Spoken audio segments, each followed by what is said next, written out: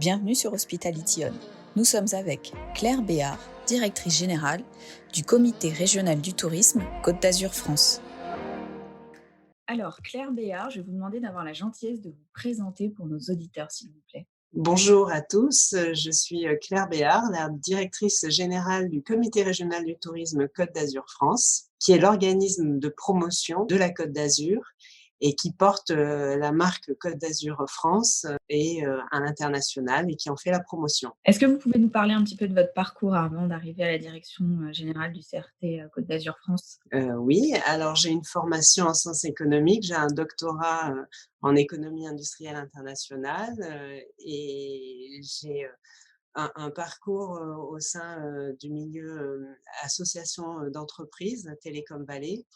J'ai aidé aussi au sein du département des Alpes-Maritimes sur la mise en œuvre de projets d'envergure, de projets qui impliquaient des partenariats public-privé d'aménagement du territoire. J'ai ensuite été chef du service économie et tourisme. En raison de la loi NOTRe, j'ai basculé sur l'Europe et le tourisme. J'ai été ensuite directrice adjointe à l'attractivité territoriale du département des Alpes-Maritimes. Et puis, depuis 1 an et demi maintenant, j'occupe le poste de directrice générale du CRT Côte d'Azur France. Alors, la région Sud a une particularité, il y a 2 CRT qui s'occupent de cette grande et belle destination touristique. Est-ce que vous pouvez m'expliquer quel est le territoire qui est couvert par le CRT Côte d'Azur France? Alors, la marque Côte d'Azur France couvre le territoire qui va de Saint-Tropez à Menton, donc qui représente vraiment la Côte d'Azur et qui est une destination touristique en tant que telle et à part entière, qui est reconnue d'ailleurs comme une marque monde par Atout France. Est-ce que vous pouvez nous expliquer, nous chiffrer ce que représente le tourisme pour votre territoire? C'est plus de 150 000 emplois directs et indirects, soit 30% des emplois directs ou indirects, voire même on peut dire que 40% des emplois sont dépendants plus ou moins directement de la consommation touristique. Donc, vous voyez déjà l'enjeu en termes d'emploi sur la Côte d'Azur. C'est aussi également 20% du PIB, sachant qu'en France, on est plutôt sur une moyenne de 7% du PIB. Bon, vous voyez aussi la spécificité de la Côte d'Azur pour le tourisme. Et sachant que ce sont des moyennes sur certaines destinations et certains territoires touristiques, ces chiffres sont même plus importants, notamment les plus petites stations littorales. Et au sein de ces destinations, donc on l'a compris, très touristiques, quelle est la part de clientèle étrangère? La spécificité, effectivement, de la Côte d'Azur, c'est d'avoir 53% de sa clientèle qui est étrangère, qui est internationale. Ça s'élève à plus de 60% également l'été.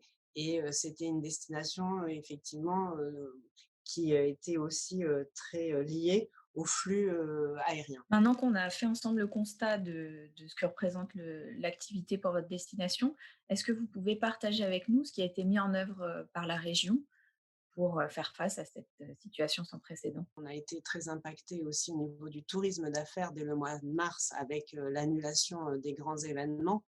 Les professionnels ont très vite pris conscience de la mesure de l'impact de cette crise sanitaire qui allait se transformer en crise économique et les collectivités, notamment le département des Alpes-Maritimes, les communautés d'agglomération, la région, ont mis en place des fonds. Alors, le département des Alpes-Maritimes a porté un fonds d'urgence qui est géré par la CCI Nice Côte d'Azur et qui est doté de plus de 8 millions d'euros qui sont consommés déjà à 80%.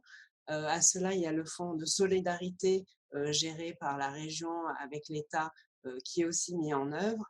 Et puis, bien sûr, on s'est tous serré les coudes et on a relayé toutes les informations qui étaient transmises par le gouvernement sur toutes les aides, sur le chômage partiel, sur tous les reports de charges possibles, puis aussi les mesures prises par les communes, par exemple, sur le report ou l'exonération des droits de terrasse. Donc, on a centralisé au niveau du CRT Côte d'Azur France toute cette information que l'on a mise en ligne sur notre site internet et on fait régulièrement des e-news pour informer de la mise à jour de ces mesures et des évolutions prises par les collectivités et par l'État. Qu'est-ce que vous mettez d'autre en œuvre pour accompagner les professionnels du territoire? Alors, pour accompagner les professionnels du territoire, dès le mois de mars, créer des comités techniques pour échanger nos informations. On a vraiment une bonne coordination public-privé. On travaille étroitement avec les syndicats hôteliers, avec les syndicats des restaurateurs, des plagistes qu'on consulte aussi également, avec l'aéroport Nice-Côte d'Azur, avec la chambre de commerce, avec tous les offices de tourisme du territoire, avec le département des Alpes-Maritimes, avec la région, et on se coordonne aussi avec le CRT Provence-Alpes-Côte d'Azur. Donc, pour avoir tous le même niveau et la même qualité d'information, David Lisnard, le président du CRT Côte d'Azur France, qui est aussi maire de Cannes, relaie les demandes des professionnels au niveau de l'État. Il relaie toutes les mesures même qui ne sont pas encore mises en œuvre, comme par exemple les demandes d'exonération de charges plutôt que de report. Il accompagne le mieux possible cette transition. Donc, on est vraiment là pour accompagner nos entreprises et nos professionnels du tourisme pendant cette période de transition avant une heureuse prise qu'on espère le plus tôt possible. Et puis également, on fait vivre la destination, on continue, mais en toute humilité, on continue à la faire vivre sur les réseaux sociaux. Alors, on a participé à l'initiative française de hashtag Fenêtre sur la France, et on a fait un hashtag Fenêtre sur la Côte d'Azur qui nous permet au quotidien de partager nos belles images de la Côte d'Azur, nos souvenirs ou ce qu'on aimerait faire lors du déconfinement. Et ça nous permet de continuer à avoir un lien avec notre communauté. On a d'ailleurs un hashtag Côte d'Azur France qui est suivi par 670 000 fans, donc une très grosse communauté. Et cette fenêtre sur la Côte d'Azur nous a permis de déployer une autre communication aussi pendant cette période transitoire. On fait aussi des quiz sur la destination, des quiz culturels, des quiz sportifs, des quiz sur le patrimoine, pour bien informer sur la destination, pour qu'il y ait toute une dynamique et qui fasse qu'on entretient la communauté des amoureux de la Côte d'Azur ou de ceux qui souhaiteraient effectivement venir visiter la Côte d'Azur. Il va falloir se partager, toutes les clientèles de proximité et les clientèles prioritairement françaises, qui vont, vouloir peut-être et pouvoir partir en vacances. Comment vous allez vous faire entendre parmi toutes les destinations qui vont, ressentir le besoin de communiquer? Nous sommes en train d'élaborer un plan de relance d'envergure qui sera annoncé le moment opportun, dès qu'on aura une visibilité des dates et une perspective de réouverture des restaurants, des plages, des professionnels du tourisme et des hôtels aussi, dès que les hôtels pourront se remettre en route et espérer avoir de la cliente, des clients. Donc, comment nous allons faire? En fait, on va essayer déjà de cibler bien sûr la clientèle française. Il y a un réservoir de 9 millions de Français qui ne partiront pas à l'étranger cet été. De aussi avoir différentes stratégies, de voir ceux qui avaient l'habitude de partir plutôt dans des destinations lointaines, de luxe, d'exotisme, comment effectivement les cibler pour qu'elles aient envie de découvrir ou redécouvrir la Côte d'Azur. Et donc, on va avoir plusieurs axes stratégiques, effectivement, sur notre plan de promotion qui sera dévoilé ultérieurement. Qu'est-ce que vous attendez, en tant qu'institutionnel d'une destination hyper touristique, des discussions, réflexions qui sont menées en ce moment pour enfin avoir un petit peu de visibilité, sur, la reprise du secteur en France? Alors, ce qui est attendu, hein, plus que tout, c'est un calendrier, des perspectives pour les professionnels du tourisme, des dates d'ouverture, que ça soit précisé. Ce qui est attendu aussi maintenant de manière très urgente, ce sont des protocoles sanitaires datés par métier. Ça a été fait pour les bâtiments et travaux publics. Donc maintenant, on souhaite que ça soit fait au plus rapidement pour l'hôtellerie, la restauration, les plages et même aussi la filière maritime. Tout le monde attend ces protocoles sanitaires, ces chartes sanitaires pour s'équiper, se remettre dans une dynamique de reprise et être prêt le moment opportun. On attend aussi, et ça a été demandé par notre président David Lisnard, une implication d'Atout France sur nos plans de relance territoriaux, sur les budgets qui n'ont pas été consommés pour de la promotion à l'international, puisque là, c'est à l'arrêt. On souhaiterait qu'Atout France soit à nos côtés pour nous accompagner dans la relance de nos territoires et puis sauver l'été. Et puis s'assurer une arrière-saison aussi avec de la clientèle touristique française. Et puis, David Lisnard a sollicité un vrai plan Marshall pour le tourisme en France, et pour soutenir à la fois l'offre, ne pas perdre la dynamique d'investissement qu'il y avait dans le secteur du tourisme, et puis relancer aussi la demande, la consommation touristique, puisque là, on est dans une crise inédite où l'offre est à l'arrêt, mais la demande également. Comment est-ce que vous voyez le tourisme demain en Côte d'Azur France? Qu'est-ce qui fera, la différence? Parce qu'on ne peut pas imaginer, consommer comme on le faisait avant cette crise. Effectivement, cette crise, va être un accélérateur des tendances émergentes qu'il y avait autour d'un tourisme plus durable, plus, soutenable économiquement, socialement et aussi au niveau, de l'environnement. Donc c'est un accélérateur des tendances émergentes, qui était, le retour vers plus de tourisme naturel, éco-responsable, de recherche de grands espaces. D'ailleurs, on attend à très court terme la réouverture des parcs naturels départementaux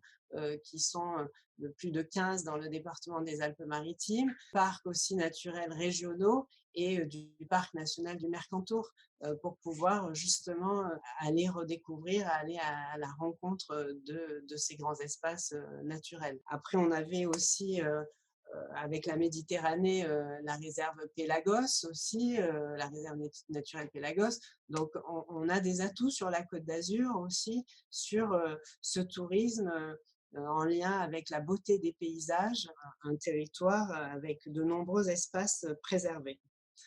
Sur les ailes de saison, ce qui était très important pour nous aussi, c'était tout le tourisme événementiel autour de la culture, du sport et du tourisme d'affaires.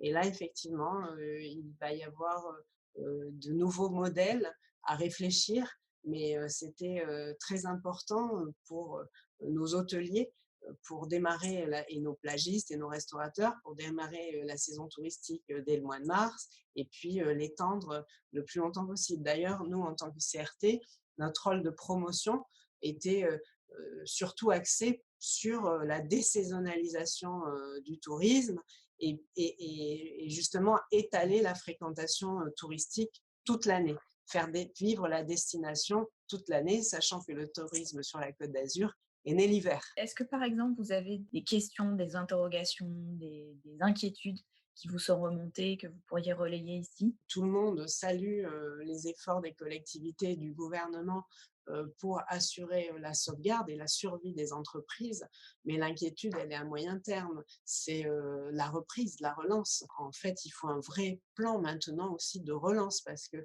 toutes ces aides vont leur permettre de survivre dans les 3 à 6 mois qui arrivent, mais toutes sont très inquiètes pour 2021. S'il n'y a pas de réouverture des frontières, s'il n'y a pas la possibilité d'avoir des flux entrants et puis des règles précises aussi par rapport à l'afflux touristique, ça va être très très compliqué pour nombreux professionnels du tourisme et encore plus pour le secteur de l'événementiel.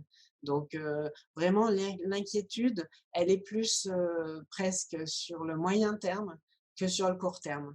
Elle est plus sur la relance, sur comment on va voilà, arriver à retrouver une rentabilité économique aussi, parce que les nouvelles normes vont faire perdre en rentabilité tous les établissements, que ce soit restaurateurs ou hôteliers, avec les normes de distanciation sociale.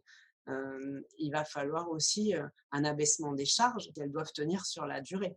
Il y aura forcément un impact sur l'emploi s'il n'y a pas un allègement ou pendant un certain temps une exonération de charges pour les entreprises pour qu'elles puissent redémarrer.